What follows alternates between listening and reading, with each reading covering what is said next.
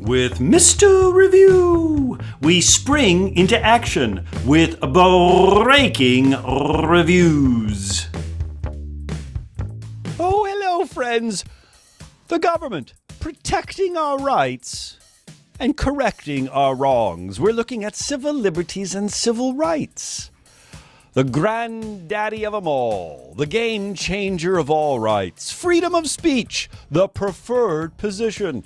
Courts invariably would rather err on the side of too much speech than not providing speech at all. Freedom of speech is our most fundamental civil liberty. Of course, the Supreme Court has decided case after case, and some of these cases not always consistent.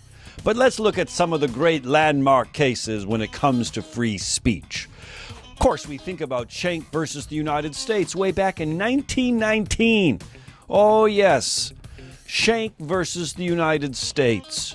Huh? Can you yell fire in a crowded movie theater? Fire!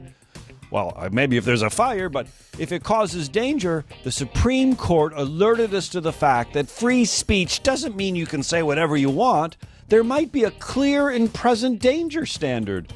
And if your speech is dangerous, maybe the government can say, not gonna do that, don't say that no more. Schenck versus the United States reminds us that there are limits. How about Tinker versus Des Moines? This is one of my favorites. In Tinker versus Des Moines, when was that, 1969? In Tinker versus Des Moines, a group of school children put black armbands on their arms to protest the Vietnam War. Oh, good for them. Well, we can debate that later. And the school said, that's disruptive. And the students said, do we lose our rights at the schoolhouse gate? Don't students have rights? Doesn't wearing an armband provide symbolic speech?